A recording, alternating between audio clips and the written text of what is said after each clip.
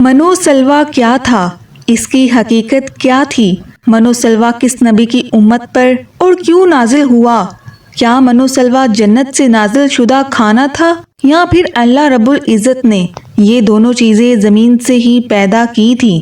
منو سلوا میں کس جانور کا گوشت کھانے کے لیے ملتا تھا؟ یہی ہماری آج کی ویڈیو کا موضوع ہوگا، اور آج ہم آپ کو یہ بھی بتائیں گے کہ بنی اسرائیل کی قوم 40 برس تک ایک ہی میدان میں کیوں بھٹکتی رہی، اور اللہ رب العزت نے بنی اسرائیل کی قوم پر کن کن انعامات کی برسات فرمائی، اس کے باوجود وہ کیوں اتنے بھٹک گئے اور اللہ رب العزت کی نافرمانیوں میں کیوں پڑ گئے۔ بنی اسرائیل ایک ایسی قوم گزری ہے کہ جس پر اللہ رب العزت نے بے شمار انبیاء کرام علیہم السلام بھیجے، مگر یہ قوم راہ راست پر نہیں آئی اور اللہ رب العزت کی نافرمانیوں میں مشغول رہی۔ اللہ رب العزت نے بنی اسرائیل پر بے شمار انعامات کی برسات بھی فرمائی۔ قرآن مجید فرقان حمید کی سورہ بقرہ کی آیت نمبر 57 میں ارشاد باری تعالیٰ ہے، اور ہم نے تم پر بادل کا سایہ کیا اور تم پر منو سلوا اتارا اور کہہ دیا کہ ہماری دی ہوئی پاکیزہ چیزیں کھاؤ، اور انہوں نے ہم پر ظلم نہیں کیا، البتہ وہ خود اپنی جانوں پر ظلم کرتے تھے۔ جب فرعون دریائے نیل میں غرق ہو گیا تو اللہ رب العزت نے بنی اسرائیل کو حکم فرمایا کہ قوم عمالقہ سے جنگ کر کے ملک شام کو آزاد کرواؤ، چونکہ یہ قوم نہایت ظالم اور جنگ کی ماہر تھی۔ اس کے باوجود ان 6 لاکھ بنی اسرائیلیوں نے جنگ سے انکار کر دیا، اور اس نافرمانی کی یہ سزا ملی کہ وہ 40 سال تک 27 میل کے رقبے پر مشتمل ایک ہی میدان میں بھٹکتے رہے۔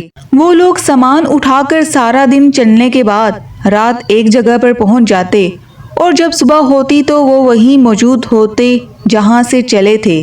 اس جگہ کو میدان طیہ یعنی بھٹکنے پھرنے کی جگہ کہا جاتا ہے۔ اللہ کے پیغمبر حضرت موسیٰ علیہ نبینا علیہ السلام بھی اسی میدان میں تشریف فرما تھے۔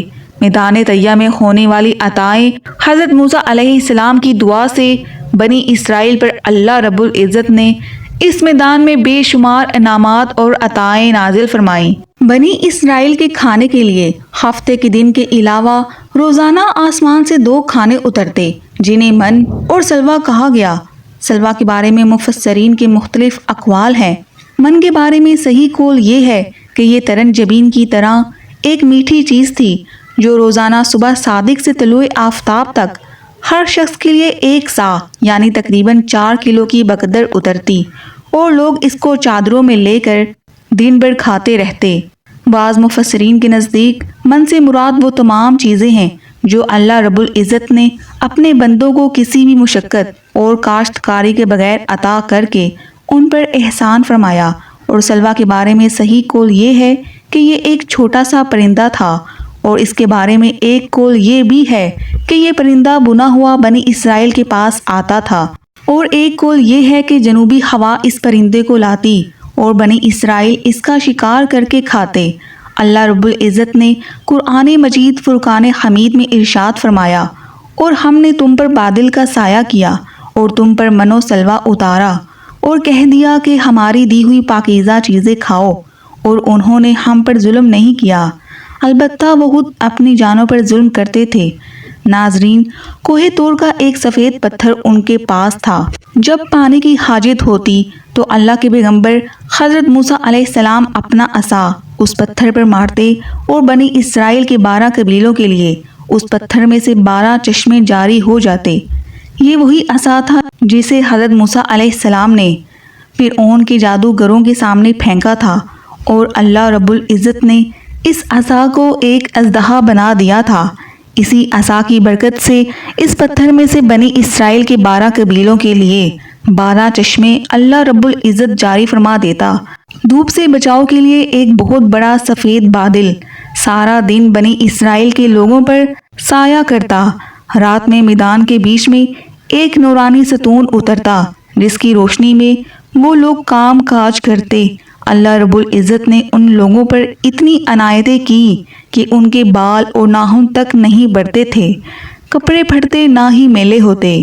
پیدائشی بچوں کے جسم پر قدرتی لباس ہوتا جو جسم کے ساتھ ساتھ بڑا ہوتا جاتا۔ من ایک میٹھی چیز تھی جو فجر کے وقت سے سورج نکلنے تک ہر شخص کے لیے 4 کلو اترتی تھی۔ جب بنی اسرائیل یہ میٹھی چیز کھا کر اکتا گئے تو انہوں نے آپ علیہ السلام کی بارگاہ میں شکایت کی، جس کے بعد ان کے لیے سلوہ اتارا گیا جو ایک بنا ہوا چھوٹا پرندہ تھا۔ بعض مفسرین نے اس پرندے کے حوالے سے لکھا ہے کہ یہ تیتر تھا اور بعض نے لکھا ہے کہ یہ بٹیر تھا۔ منو سلوہ کے حوالے سے روایات میں آتا ہے کہ یہ ایک ایسا کھانا تھا جو انتہائی آسانی سے ہضم ہو جاتا تھا، رنگ، خوشبو اور ذائقے میں بے مثال تھا، ہر طبیعت و مزاج کو موافق آتا تھا۔ پھر اللہ رب العزت نے بنی اسرائیل کو نافرمانی کی سزا دی، چونکہ حضرت موسیٰ علیہ السلام کا حکم تھا کہ کھانا روز کا روز کھا لیا جائے سوائے جمعے کے، کل کے لیے بچا کر نہ رکھا جائے کہ ہفتے کو منو سلوہ نازل نہیں ہوتا تھا۔ مگر بعض ضعیف الاعتقاد لوگوں کو یہ ڈر لگنے لگا کہ اگر کسی دن منو سلوہ نہ اترا تو ہم لوگ اس جٹیل میدان میں بھوکے مر جائیں گے، چنانچہ ان لوگوں نے کچھ چھپا کر کل کے لیے رکھ لیا۔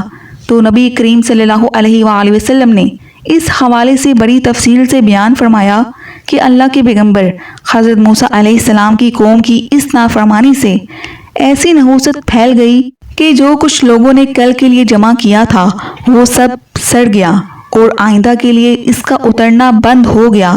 حضور نبی رحمت صلی اللہ علیہ وآلہ وسلم نے ارشاد فرمایا کہ اسی لیے بنی اسرائیل اگر نہ ہوتے تو نہ کھانا کبھی خراب ہوتا اور نہ گوشت سڑتا۔ کھانا خراب ہونا اور گوشت کا سڑنا اسی تاریخ سے شروع ہوا، ورنہ اس سے پہلے نہ کھانا خراب ہوتا تھا اور نہ گوشت سڑتا تھا۔ ناظرین، ان تمام عطاؤں اور انعامات کا ذکر اللہ رب العزت نے قرآن مجید فرقان حمید میں بڑی تفصیل کے ساتھ بیان فرمایا، اور فرمایا کہ جب تم نے موسیٰ سے کہا کہ اے موسیٰ، ہم سے ایک ہی قسم کے کھانے پر ہرگز صبر نہ ہو سکے گا، اس لیے اپنے رب سے دعا کیجیے کہ وہ ہمیں زمین کی پیداوار، ساگ، ککڑی، گیہوں، مسور اور پیاز دے۔ آپ نے فرمایا کہ بہتر چیز کے بدلے ادنا چیز کیوں طلب کرتے ہو؟ اچھا شہر میں جاؤ، وہاں تمہاری چاہت کی یہ سب چیزیں ملیں گی۔ ان پر ذلت اور مسکینی ڈال دی گئی اور اللہ کا غضب لے کر وہ لوٹے، یہ اس لیے کہ وہ اللہ تعالیٰ کی آیتوں کے ساتھ کفر کرتے تھے اور نبیوں کو ناحق قتل کرتے تھے۔ یہ ان کی نافرمانیوں اور زیادتیوں کا نتیجہ ہے۔ امید کرتی ہوں آپ کو آج کی میری ویڈیو پسند آئی ہوگی۔ اگر ویڈیو اچھی لگی ہے تو ویڈیو کو لائک کریں اور میرے چینل کو سبسکرائب کریں۔ ملتے ہیں نیکسٹ ویڈیو میں، تب تک کے لیے اجازت دیجیے۔ اللہ حافظ۔